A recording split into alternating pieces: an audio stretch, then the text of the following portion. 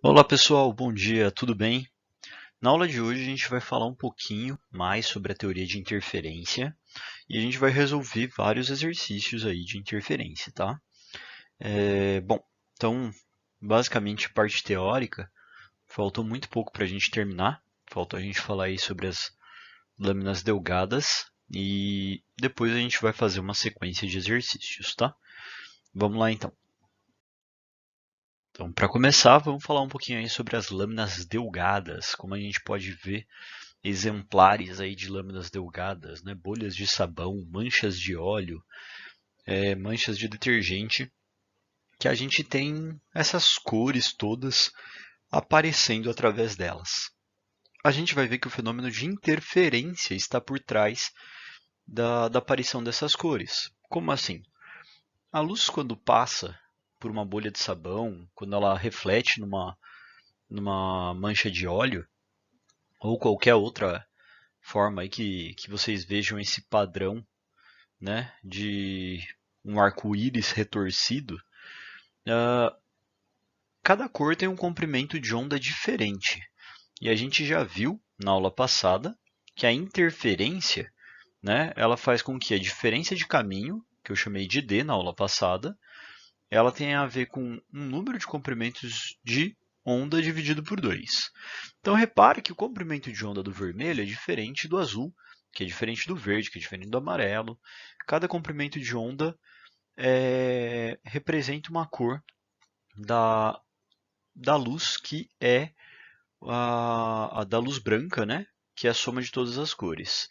Então, quando chega a luz do sol, quando chega a luz do ambiente, composta de várias cores, e ela passa por uma lâmina delgada, ou seja, por uma superfície muito fininha de um certo líquido, né?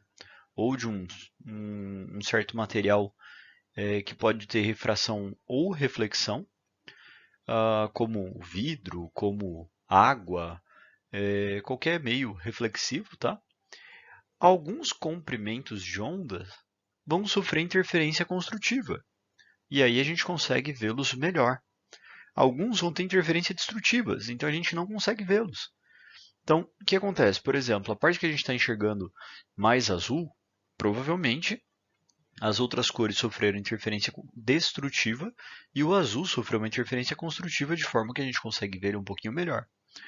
Nas partes que a gente vê amarelo, o amarelo está sofrendo interferência construtiva e as demais destrutivas, por exemplo. Às vezes, uma cor sofrer interferência construtiva, a amplitude dela fica tão maior do que as outras cores que a gente passa a enxergá-la preferencialmente, né? E aí as outras a gente pode até estar enxergando, mas de uma maneira um pouquinho mais fraca, o que daria uma tonalidade um pouquinho diferente, o que causa essa impressão de transição entre uma cor e outra. Tudo bem? Então, só para a gente entender, a lâmina delgada é uma camada muito fina de um material, como uma bolha de sabão, como uma mancha de óleo, como qualquer superfície muito fininha, uma camada muito fininha de algum material que reflete ou refrata. Tudo bem? Pessoal, na página 499 do livro de vocês, vocês encontram essa imagem aqui de cima para a gente poder falar sobre lâminas delgadas, tá? Vamos entender então, pessoal. Eu tenho aqui dois raios de luz que chegam até uma lâmina fina. Tá? Aqui ele está falando de uma lâmina fina de vidro, por exemplo. Poderia ser água, poderia ser outros materiais mais refringentes que o ar, né? Ou seja, que apresentam um índice de refração maior. Daria para a gente tratar esses dois raios, como nessa outra imagem aqui, como se fosse um raio só, e aí eles se separam em dois, saindo como dois paralelos ao invés de chegar como um único raio. Só que essa distância é tão pequenininha, que eles estão praticamente juntos, tá? Então, aqui mesma coisa. Essa distância de chegada é pequena e eles saem juntos, ou a distância de chegada faz com que eles saiam uma distância tão pequenininha separados que é praticamente a mesma, tá? Então, tanto faz a análise que você vai fazer, dois raios virando um ou um raio virando dois, tá bom? Na verdade, era para ser um raio em cima do outro, a gente só separa eles para ficar mais fácil de entender isso daqui, tá? Pessoal, o que acontece? Quando a gente tem essa situação de uma lâmina delgada, delgada significa fininho, pequenininho, né? Então, essa lâmina delgada, ela vai estar no meio. Então, por exemplo, o ar. Então, a gente sabe que o índice de refração do ar é menor do que do vidro, da água ou de qualquer outra coisa que compõe a lâmina. E aqui eu vou ter de novo esse meio. Todo raio que chega num vidro, na água, parte dele reflete, volta, e parte dele refrata, ok? Então, nesse caso aqui, a gente vai olhar para os raios 1 e 2, a parte que interessa para a gente, e vai descartar a parte que não interessa. Mas entendam que os dois raios estão sofrendo reflexão e refração, tá bom? Só que a parte que não interessa a gente está jogando fora, porque só vai ficar raio a mais aqui no desenho, e vai ficar um desenho parecido com esse. Bem poluído, explicando um monte de coisa juntos, e a gente vai separar em alguns desenhos para entender melhor, tá bom? Então, vamos lá, pessoal. O que acontece com o raio 1? O raio 1 chegou na superfície de separação e parte desse raio 1 refratou. Então, lembra que quando acontece refração, não muda nada da característica da onda, né? Ela continua com a mesma fase. A única coisa que vai mudar é a velocidade de propagação. É o único ponto que muda é a velocidade de propagação, tá bom? Só que quando ela chega nessa parede aqui, por conta de eu ter o N do vidro maior que o N do ar, vamos dizer que ele pode até uma parte refratar, ou pode ser que, dependendo do ângulo, não seja só uma parte que reflita. Chegando nessa parte, pode ser que ele sofra reflexão total, né? Que é a condição que a gente tem aí quando o N do meio que você está é maior do que o outro meio. Então, tanto faz se uma reflexão parcial, de parte da luz vai ser refletida, ou uma reflexão total, a gente vai ter uma quantidade de luz refletida. Só que, pessoal, quando o índice de refração ele é maior do meio que a luz está vindo, em relação ao meio para onde a luz está indo, ou seja, quando o índice de refração do raio incidente é maior do que para o meio onde ele refrataria, a gente trata como uma onda se propagando e refletindo numa parede fixa, tá? Igual a gente viu lá as cordas unidimensionais, numa parede fixa, elas sofrem inversão de fase. Lembra disso? Então, quando a gente está indo do meio onde o N de incidência, o N1, é maior do que o N2, é como se fosse uma parede fixa. E se a gente está indo do N1 menor que o N2, ou seja, o índice de refração de onde você incide ele é menor do que para onde você está indo, a gente trata como uma parede móvel, né, como uma extremidade móvel, e não tem inversão de fase. Então vamos ver aqui, porque eu tenho duas reflexões. O raio 1 ele vai do N maior para o N menor. Né? O N do vidro é maior que o N do ar, então essa parede é fixa. Ou seja, ela chega com uma fase, vamos dizer uma fase para cima, aqui, e ele sai com uma fase para baixo. Tudo bem? Ok? Então a gente teve inversão de fase aqui. E aí esse raio ele reflete, invertendo a fase, refrata e vai até o olho da pessoa. Então a gente já descobriu o caminho do raio 1. E o raio 2? O raio 2 emite. Agora não me interessa a parte que refrata. Até refrata uma parte, mas estou jogando fora essa partezinha, tá bom? Porém, o que me interessa do raio 2 é a parte que reflete. Bateu, voltou, igual recalque aqui. Essa parte que refletiu, tá bom? Só que aqui, pessoal, eu estou indo do N do ar, que é menor do que o N do vidro. Então, a gente tem essa situação que eu não inverto a fase. Então, se eu cheguei com uma fase para cima, eu saio com uma fase para cima. Então, repara, pessoal, que isto e isto são contrários. É como se eu tivesse emitido essas ondas em oposição de fases, tá? Então, comecei com uma crista, o raio 1, por exemplo, como ele está em oposição de fase do raio 2, eu começo com vale. Então a interferência sempre vai ser destrutiva nesse caso? Não, cuidado. Pessoal, a gente está sujeito ainda àquela formulazinha, né, de que a diferença dos dois caminhos é igual a n vezes lambda sobre 2, tá bom? Quem que é a diferença de dois caminhos? Repara que ele falou que isso daqui vale D. Isso daqui é a espessura da lâmina, tá? Eu vou chamar aqui de E só para a gente não confundir com o meu D aqui, tá bom? Então imagina que essa é a espessura da minha lâmina delgada. Gente, tudo bem que esse raio está um pouquinho inclinado e esse raio também está um pouquinho inclinado. Só que a distância do observador até a lâmina delgada, ela é infinitamente maior do que a espessura da lâmina delgada. Pessoal, a gente desenhou desse tamanho a lâmina delgada aqui, porque ficaria muito difícil entender com uma lâmina fininha. Mas olha a espessura de uma bolha de sabão.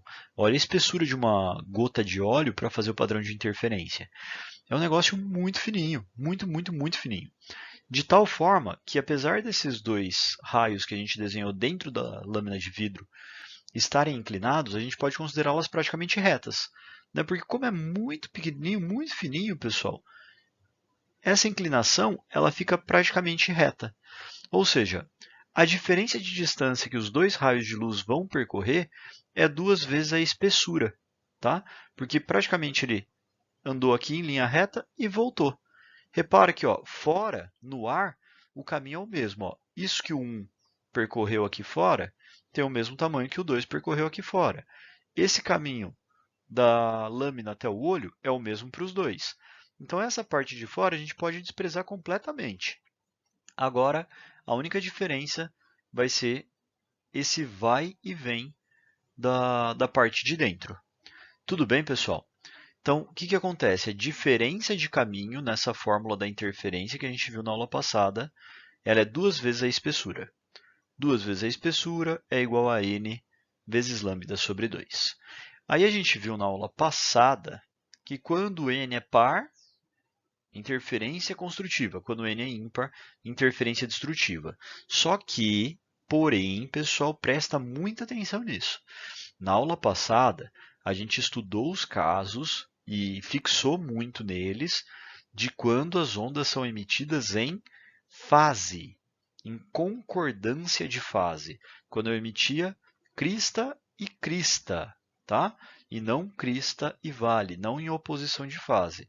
Quando eu tenho oposição de fase, eu cheguei a falar para vocês no vídeo passado que eu tenho uma inversão.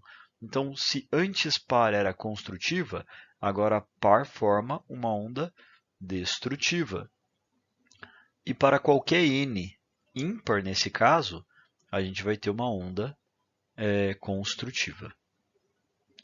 Tudo bem, pessoal? Presta bastante atenção nisso. Numa lâmina delgada, o n par está em oposição de fase, então ele é destrutiva. O n ímpar é construtiva. Ok? Então, o exercício em geral, ele vai te falar a espessura dessa lâmina e, com isso, você acha o comprimento de onda que sofre interferência e que tipo de interferência é essa. Beleza? Vamos para mais alguns casos da lâmina delgada. Bom, e outro caso que a gente tem, então, as lâminas delgadas, é no caso de uma transmissão através da lâmina delgada. Então, se a gente olhar lá para as imagens que eu coloquei no começo, a gente vai ter bolhas de sabão e também manchas de óleo que a luz bate e reflete e a gente enxerga. E se a fonte de luz estiver atrás da bolha de sabão, a gente também pode ver esse padrão de interferência acontecendo. Tá? Então, o processo é parecido, mas repare que ao invés de ter uma reflexão, a luz está passando pela lâmina delgada, você tem uma refração. A gente tem aí a luz, ao invés de refletida, a luz refratada. Tudo bem? Então, mesmo processo. Se vocês voltarem um pouquinho no vídeo, vocês vão ver que também funciona se eu tiver um raio incidente e aí os dois emitidos para fora, com uma distância bem pequenininha, de tal forma que eles vão se sobrepor, tá bom? Mas aqui a gente vai trabalhar com os dois raios. Repara, pessoal, o que acontece com o raio de luz número 3 aqui, que vamos colocar ele com uma fase para cima, ele sofre refração. Tem uma parte que sofre reflexão que a gente está ignorando? Tem. Mas ele sofre refração aqui, e essa parte que sofre refração não muda de fase e continua para cima. Chegou aqui na parede, eu tenho o N do vidro maior que o N do ar. Como o N do vidro é maior que o N do ar, a gente tem reflexão total, vamos dizer aqui reflexão total. E nesse momento que a gente tem a reflexão total, a gente também tem do meio mais refringente para o menos refringente. Olhando a explicação lá, é como se fosse uma parede sólida, né? Então, voltar um pouquinho aí, vocês vão ver que vai ter o quê? Inversão de fase, certo? Então, a fase que era para cima virou para baixo. Só que, quando esse raio de luz ele reflete de novo nessa outra parede, ele também está indo do N maior para o N menor. E, de novo, ele tem inversão de fase numa outra reflexão. Poxa, mas por que aqui ele está sofrendo duas reflexões no exercício anterior por conveniência, no slide anterior por conveniência? Ele não precisou sofrer isso daqui e a gente conseguiu ter o fenômeno que a gente queria. Tudo tem muito a ver com o ângulo que está incidindo isso daqui, o ângulo que ele bate nas duas superfícies. Ele pode sofrer reflexão total em uma ou em duas paredes, tá? Mas como essa lâmina é muito fininha, a gente sempre vai ter, e as ondas, desculpa, as bolhas de sabão são muito irregulares, a gente sempre vai ter pelo menos uma posição onde acontece cada um dos dois fenômenos, tá bom? Então, pessoal, repare o que aconteceu. A onda chegou, a luz chegou com fase para cima, continuou para cima, sofreu reflexão, inverteu, sofreu reflexão, reinverteu, e ela sofre refração saindo assim como ela entrou, tá? Então, a fase de entrada e de saída é a mesma. O raio de luz 4, ele chega com a mesma fase que a 3, sofre refração, não tem inversão de fase, continua então para cima, sofre refração, não tem inversão de fase. Então, pessoal, diferente do caso anterior, onde a gente tinha a reflexão e aí a gente tem a inversão de fase, a gente tem a oposição de fase, aqui a gente não tem oposição de fase. Aqui a gente tem concordância de fase. Então continua valendo a mesma coisa. Imagina que eu tenho uma espessura E dessa lâmina, tá? Uma espessura E, ok? A diferença de caminho D ela vai ser igual a N vezes lambda sobre 2. Então, repara que nesse caso aqui, quanto que vai dar a diferença de caminho percorrido entre eles? Aqui como teve duas reflexões, vai ser 3 vezes a espessura? Cuidado! Olha por quê. A 3 ele percorreu de fora, que a 3 e 4 é igual que eles percorreram fora. Esse pedaço aqui é igual também, que os dois vão percorrer. Tá? Então, a parte externa não tem diferença. Agora, a parte interna, o raio 3 ele percorreu 1, 2, 3. 3 vezes a espessura. Lembrando, como a espessura é muito fininha, não importa que ela é inclinada aqui no meu desenho, a gente está considerando praticamente só a espessura. Só que a 4 está percorrendo uma vez. Então a diferença continua sendo 2 vezes a espessura. Vai ser N lambda sobre 2.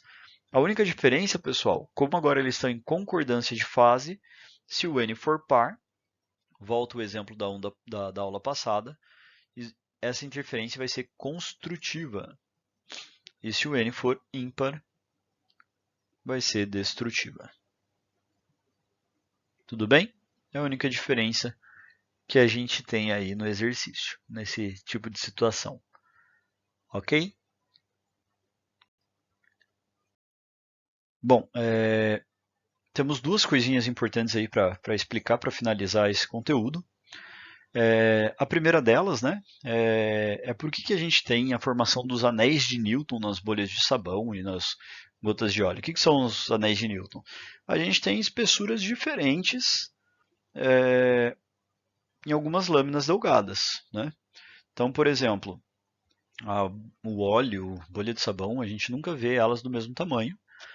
E tem a ver com a formação aqui dos anéis de Newton, que é uma montagem que a gente coloca uma lâmina delgada embaixo, uma superfície reflexiva embaixo, e em cima uma lâmina delgada irregular, né, com uma espessura variável. E aí a gente vai ter isso interferindo não no padrão de construtivo e destrutivo nessa ordem, mas a gente vai ter regiões maiores, regiões menores, de acordo com a chegada dos raios de luz. Tá? Enfim, isso não é tão importante, só estou citando para vocês. Tem mais detalhes no livro, quem quiser se aprofundar. Outro ponto importante também, como a gente está falando de bolha de sabão, é sempre importante lembrar da música do Babado Novo, ok? Pirou minha cabeça e o coração, feito bola de sabão, me desmancho por você, iê, iê, ok? Bom, então com isso a gente encerra a aula de hoje e a gente vai resolver alguns exercícios no próximo vídeo, beleza?